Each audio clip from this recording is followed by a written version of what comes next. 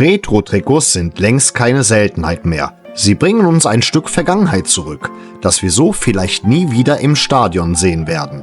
Oft sind sie die Chance, ein ikonisches Trikot neu aufzulegen. Manchmal mit kleinen Anpassungen wie einem anderen Sponsor oder Ausrüster, aber dennoch mit einem klaren Bezug zur Historie des Vereins. Manche Retro-Trikots verzichten komplett auf Ausrüster oder Sponsorlogos und setzen stattdessen auf schlichte, zeitlose Designs. Doch es gibt auch Beispiele, bei denen Vereine neue Wege gehen. Experimente, die eher eine Hommage an den Stil vergangener Tage darstellen, als an ein konkretes Trikot anzuknöpfen. Das Trikot, um das es heute geht, fällt in keine dieser Kategorien. Es ist weder ein direktes Remake noch eine klassische Hommage, sondern etwas völlig Eigenständiges mit einem Vintage-Look, der polarisiert. Und genau dieser Gesprächsstoff könnte die heutige Review vielleicht etwas kontroverser machen. Hallo, Moje, Jodedach, herzlich willkommen auf meinen kleinen, bescheidenen Kanal. Ich bin der Leo, schön, dass ihr eingeschaltet habt. Ja, liebe Freunde, unverhofft kommt oft. Ich dachte nach der Review für das Poldi-Trikot, das wär's dann mit den Reviews für diese Saison. Ihr wisst ja, die Trikotreihe, die habe ich dann zu Beginn dieser Saison gestartet und normalerweise ist es ja so, dass man pro Saison ungefähr ein Sondertrikot rausbringen kann. Und nun ja, das hier ist jetzt nicht die Form von Sondertrikot, die da herausgekommen ist, aber das Ding ist in aller Munde. Ich habe es mir geholt, ich möchte darüber sprechen. Jedenfalls heute geht es um ein Trikot, das sich in gewisser Weise von meinen üblichen Reviews abhebt. Und das nicht nur aufgrund des Designs. Denn obwohl dieses Trikot den Retro-Look der 90er Jahre aufgreift, ist es keine Reproduktion eines historischen Trikots, das auf dem Spielfeld zum Beispiel getragen wird. Ist dann leider nicht der Fall bei diesem Trikot. Es handelt sich um ein Lifestyle-Produkt, das vom 1. FC Köln in Zusammenarbeit mit der Marke auf den Markt gebracht wurde, die durch ihre Kooperation mit unserem Verein durchaus kontrovers diskutiert wird. WeFC. Da stellt sich natürlich die Frage, was dem Verein mit dieser Kooperation gedient hat und was der Marke. Hätte der 1. FC Köln diese Partnerschaft überhaupt nötig gehabt?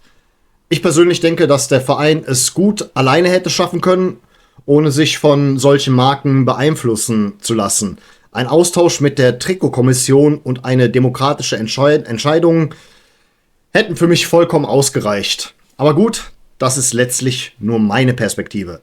Dennoch ist die Kooperation nun Realität und im Nachhinein muss ich sagen, was dabei herausgekommen ist, ist ein durchaus interessantes Produkt. Natürlich wird es nicht jedem gefallen und es gibt auch hier und da Kritikpunkte, aber insgesamt kann man sagen, dass das Trikot trotz seiner Herkunft für mich doch einigermaßen gelungen ist. Ein gutes Beispiel dafür sind Trikots von Vereinen wie Manchester United oder Celtic Glasgow, die ebenfalls Lifestyle-Produkte auf den Markt gebracht haben, die nie für den Einsatz auf dem Spielfeld gedacht waren. Diese Trikots ohne aktuellen Sponsor und mit modernen Schnitten sind längst keine Neuheit mehr. Und auch der 1. FC Köln ist hiermit keineswegs der erste Verein, der solch ein exklusives Produkt auf den Markt bringt. Für mich persönlich hätte es natürlich auch ein Spielertrikot sein können oder ein Trikot, das im Einsatz getragen wird. Aber wenn es die Vereinsfarben repräsentiert und mir gefällt, ist es für mich eine willkommene Erweiterung der Fanartikelsammlung. Allerdings, und das werde ich gleich in der Bewertung näher erläutern, gibt es auch Punkte, mit denen ich nicht ganz zufrieden bin. Aber dazu kommen wir später. Wer sich nun für meine detaillierte Einschätzung des Trikots interessiert, der bleibt gerne dran. Wenn jetzt ja aber jemand sagt, Leo, warum unterstützt du das? Warum holst du dir sowas und dergleichen? Da kann ich nur sagen, erstens, es ist mein Problem, wofür ich mein Geld ausgebe. Und ich möchte niemanden dazu animieren, das Gleiche zu tun. Mal abgesehen davon ist das Trikot sowieso längst ausverkauft und die Limitierung wird definitiv auch ein negativer Kritikpunkt sein. Das kann ich jetzt schon mal vorwegnehmen. Das Ding ist nur, ich weiß ganz genau, ich hätte es im Nachhinein bereut, wenn ich es nicht geholt hätte. Denn es hat mir einfach optisch von Anfang an gefallen, als ich die ersten Leaks gesehen habe. Und im Nachhinein hat mich das dann auch nicht mehr davon abgehalten. Selbst der Preis nicht, aber das wird auch ein negativer Kritikpunkt sein. Ich meine, wenn ich mir schon andere kommerzielle Artikel zulege, warum sollte ich dann, um scheinheilig ein Zeichen zu setzen, auf dieses hier verzichten? Ich bin da ganz ehrlich, in dem Punkt bin ich auch nicht anders als die ganzen US-Sportfans, die jeden Kram von ihrem Verein sammeln und am liebsten so eine richtige Man-Cave einrichten würden. Da schließe ich mich selber nicht aus. Für mich ist das ein Teil der universellen Fankultur, die ich schon immer mochte. Ich habe mich auch schon immer für diese ganzen Fankeller, die der eine oder andere FC-Fan in seinem Haushalt besitzt, interessiert. Und mir fehlt dazu eigentlich nur das richtige Haus, um dasselbe in die Wege zu leiten. Ansonsten würde dieses Wohnzimmer hier nochmal auf einem ganz anderen Level sich befinden. Und da gehören solche Artikel definitiv dazu. Wenn sie mir einfach gefallen, dann kaufe ich es mir halt. Ich möchte hier übrigens keine Werbung machen, sondern nur eine ehrliche Bewertung abgeben. Da das Trikot sowieso ausverkauft ist, kann man mir auch das nicht unterstellen oder so. Also man kann mir nicht unterstellen, ich würde Werbung machen. Es ist eher eine Art, wenn ihr so wollt, Selbstkritik, was den Umgang mit meinem Geld angeht. Aber da ich auch hier einige Aspekte meines FC-Lebens dokumentiere, ist dieser Kanal im Grunde genommen auch eine Art Dokumentation eines FC-Fans oder das Leben eines FC-Fans. Vom Leo halt. Und ich finde, der Kauf dieses Trikots, das momentan in aller Munde ist, steht damit im Einklang. Und letzten Endes, selbst wenn ich mir einen versteinerten Haufen Dinosaurierkacke kaufe, dann ist es immer noch mein Scheißproblem, wofür ich mein Geld ausgebe. Aber gut, so viel bis hierhin. Lasst uns den Hasen etwas genauer unter die Lupe nehmen. Also, Freunde, hier hätten wir zuerst die Verpackung. Die ist, naja, ziemlich schlicht mit dem WFC-Logo drauf. Sobald ihr dann die Packung geöffnet habt, seht ihr hier ein paar Kleinigkeiten, wie zum Beispiel Sticker. Sehen ganz schick aus, wobei ich da nur den Trikot und den Wappensticker besonders cool finde und eine Karte mit einer Botschaft, a Football Jersey und so weiter und so fort, where sports meet style. Oder hier ist nochmal, a Football Jersey where sports meet style. Making a bold fashion statement on and off the pitch. Ja, und hinter noch so ein kleines Dankeschön, danke für deinen Support und so weiter und so fort. Du bist jetzt Teil der WFC-Community.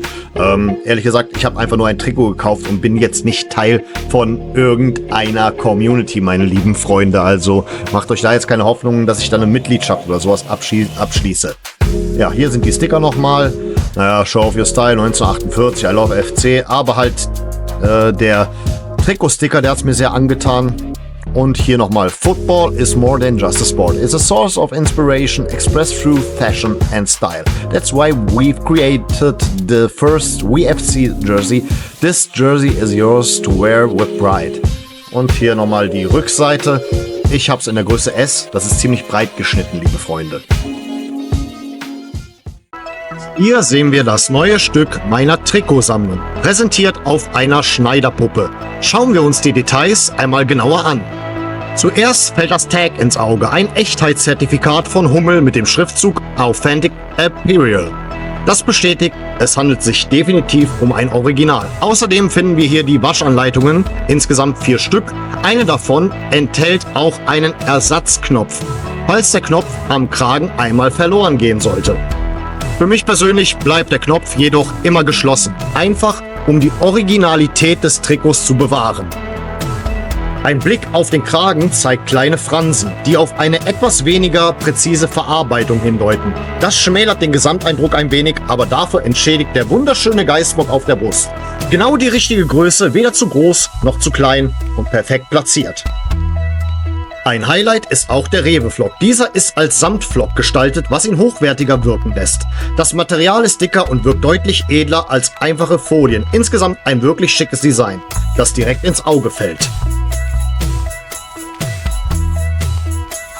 Wenden wir uns nun der Rückseite zu. Im Nackenbereich findet sich der Schriftzug WFC. Hier hätte ich mir stattdessen ein Zitat von Franz Krämer gewünscht. Etwas Historisches, das den FC und seine Tradition stärker repräsentiert.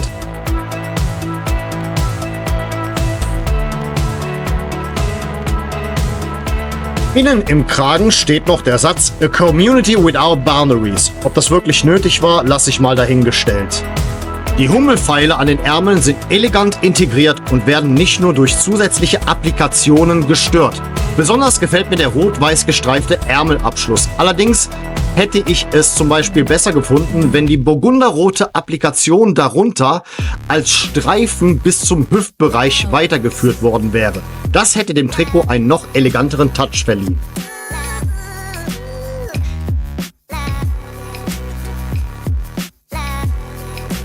Alles in allem steht hier ein wirklich schickes Trikot vor uns. Etwas teuer, ja. Und sicherlich nicht ohne kleinere Schwächen. Aber summa summarum eine sehr elegante Ergänzung für jede FC-Sammlung. Jetzt werfen wir einen Blick darauf, wie es getragen aussieht.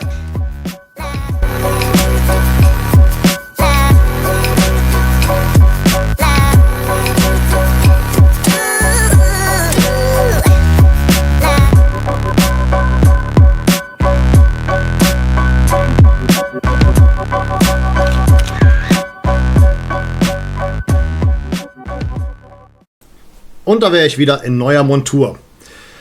Aber gut, Freunde, jetzt kommen wir zur Bewertung dieses Trikots. Und damit zu einer kleinen Trikot-Unterrichtsstunde. Ich sage ja immer, ich bin sowas wie eine Art Trikotlehrer, der immer mit einem gewissen Augenzwinkern rangeht. Ich stelle mir also vor, wie dieses Trikot vor mir steht und mich fast schon flehend anschaut. Bitte keine 3-. Ich brauche eine 3, um versetzt zu werden. Und dann sehe ich die Mühe, die dahinter steckt. Und sage mir, na gut, du hast dir immerhin Mühe gegeben und ich möchte das anerkennen. Aber Perfektion sieht anders aus. Deswegen verteile ich hier eine glatte 3. Und ich bin ein wirklich empathischer Lehrer. Es ist also bestanden, aber nicht überragend. Aber solide genug, um den Sprung zu schaffen. Und jetzt schauen wir uns mal an, woran ich diese Bewertung festmache. Zuallererst einmal Design und Optik. Wir fangen mit dem Wichtigsten an, dem Design. Die Farbgebung in Creme und Rot ist auf den ersten Blick sehr edel. Das strahlt definitiv etwas Besonderes aus. Aber die Fransen am Kragen und die generelle Verarbeitung ziehen das Gesamtbild ein bisschen herunter. Der Geißbock vorne ist definitiv ein Highlight, weil er so groß ist. Das muss man einfach sagen, aber insgesamt bleibt das Design eher im soliden Bereich oder im soliden Mittelfeld. Wobei, ja, okay, ich sag mal so, was es auf jeden Fall auf eine 3 bringt, ist auch der schöne Vintage-Rewe-Sponsoren-Look. Also Bewertung von daher in dem Punkt eine 3. Punkt 2, Material und Qualität. Die Materialqualität ist so ein Thema. Der Sandflock für den Sponsor gefällt mir richtig gut, er hebt sich haptisch ab. Aber die Fransen und der allgemeine Eindruck zeigen, dass es an manchen Stellen etwas mehr Sorgfalt gebraucht hätte. Auch der Ersatzknopf ist zwar nett, aber in meinen Augen Standard und nichts Besonderes. Von daher befriedigend eine 3. Wir kommen zum dritten Punkt, der Innovationsfaktor. Dieses Trikot ist weder ein direktes Retro-Remake noch eine Hommage an ein ikonisches Design der Vergangenheit.